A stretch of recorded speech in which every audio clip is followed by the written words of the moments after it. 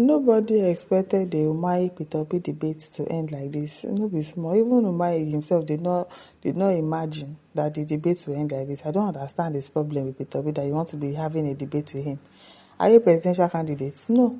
You want to be debating with a presidential candidate. The man is very silly. The Umahi P2P debate has become one of Nigeria's most talked about political stories after Minister of Works David Umahi claimed that P2P declined his invitation to a public debate. Of course he would decline. He has better things to do now. Are you a presidential candidate? No. So why should they be debating with you? As per who? I don't understand. You come and be talking about what has happened in the past and your achievement as a governor, his achievement as a governor. Like he does not have better things to do with his life. I beg. Because he could not defend his performance as governor when compared with his own record. People they follow you, they do competition. However, Obi insists the proposed debate was inappropriate, very inappropriate, because presidential debates are meant for candidates seeking the nation's highest office. The disagreement has sparked fresh conversations about accountability, governance, and whether former public office holders should openly defend their records before Nigeria. What was there to openly defend? Were they blind? When these people were governors, did they not say what happened? What are they defending again? The controversy started after David Umahi invited P2P to a public debate on their performances as former governors of Ebonyi and Anambra State. According to Umahi, the discussions will not focus on policies or future elections. He said the debate would allow Nigerians compare the achievement of two former governors using measurable results and verifiable records. And after that, what now happens? What now happens? It's not as if you're a presidential candidate. If you're a presidential candidate now, yes, maybe you would have agreed to the debate. But okay, after you now say your achievement as former governors, what then happens? Nothing. Peter Obi, however, rejected the invitation during a media interview. He argued that presidential debate should involve only candidates contesting for the presidency. Obi also maintained that such engagements should not include individuals outside the presidential race. Referring to Obi's decision, Umahi said many Nigerians expected an important national conversations on governance and accountability. Not with you now. Of course, we are open to Peter Obi debating, but definitely not with you. Go and call your Emilio master to come and debate with him. He argued that political ambition should not stop leaders from defending their records publicly. According to him, the invitation focused on performance rather than political status or future election. Whatever it is that you are saying, it doesn't make any sense. No matter how you justify it, no matter how you polish it, it doesn't make sense that Peter Obi will do any debate with you. It doesn't make any sense. Umahi also highlighted his years in public service. He pointed to his experience as a former governor, senator, and minister of works. Congratulations. He listed infrastructure projects from his administration in Ebonyi State. He also mentioned ongoing federal road projects under his supervision. Umahi insisted that Nigerians should judge leaders by visible results. We are judging them now. What's your own? Although the debate did not happen, it has generated widespread discussions across political circles.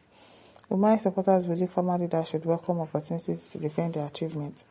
Others argue that Obi made the right decision because the invitation did not align with the traditional purpose of a presidential debate. Exactly. The exchange has renewed public interest in how Nigeria evaluates leaders after they leave office. As discussion continues, many observers believe transparency and accountability can strengthen democratic governance, regardless of political affiliation.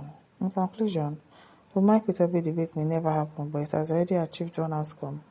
It has reignited national conversations about leadership, public office, and whether former office holders should publicly defend their records whenever questions about their performance arises.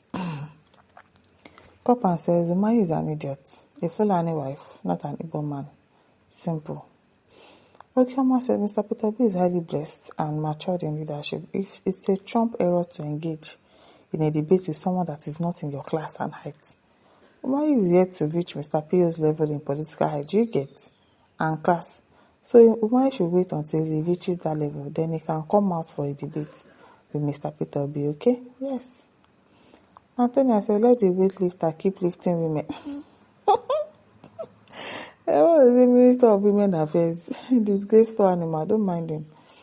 Okay, Joko said, what does Umahi want to discuss with Peter Obi as former past governor of Anambra and Ebonyi State? I wonder. And what would that achieve? I don't know for him.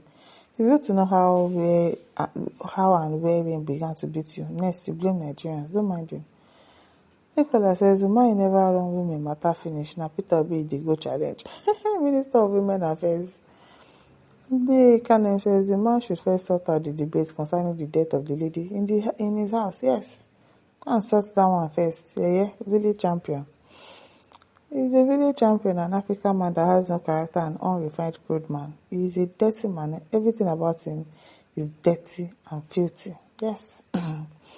Mama says, has Umahi ever been in Nigeria's presidential candidate? No. No. Knows that birds of the same feathers fly together. John Ekezi says, David Umahi has had more than enough debate since he spied a lady in his house. That could be why he's no longer talking in that direction. Then he says, Obi is not his mate. Far, I'm telling you. Nana Mezi says, it pains me that he might not be opportune to read these messages that are directed to him. That's the thing. Reverend Ben says, Umahi is a useless man. Can he call Atiku and El-Rufai to come and debate? The truth is that all the Southeast governors are jealous of Peter Obi, very, very, very, very jealous. Umahi is just a servant that needs to answer serious questions about the nurse that died in his house. Challenging Peter Obi on a debate is a mark of gross foolishness. Yes. It doesn't have sense now, obviously. Okon says, Mr. Umahi, you better go and sleep because you are not the right person for Mr. Obi to have a debate with. Because you are not in the race. You are not a presidential candidate, so why? Gesi 377 says, he looks so childish. Peter Obi is more mature than Umahi. Umahi has no character to call his brother for a debate. Anthony says, what are you debating with Okute? Okute is an international man and you local man wants to debate with international man. You don't reach 1/4 of Obi. I bet you even APC gives you ticket as a presidential come 2027 flag bearer. Okute will still defeat you in your polling units. Clearly say, what is David Umahi's beef with Peter Obi? I wonder. Umahi sees himself as the most qualified able to aspire for the office of president. They should go and pick up a ticket now and contest instead of shouting up and down. His problem is the massive public acceptance Obi is receiving. He knows that should Obi be elected president, he will never attain that position. Hence, his decision to demarcate, frustrate, diminish, and fight with Obi. That's what all of them are doing, actually. That's what every single person that is not supporting Peter Obi, that's what they are doing. Demarcating, frustrating, and fight with Obi at any given opportunity. But I believe he is worried of the scale of Obi's popularity and national acceptance. Gordon says, Umahi is an educated illiterate and a proud Pudigason. But this one be like person will go school for your eye. People that used to rig their way from secondary school, they'll be doing what's it called? Expo to pass exam. Person will not know anything. I beg, my listeners, don't forget to like, share, subscribe. Thank you for listening. See you some other time. Bye.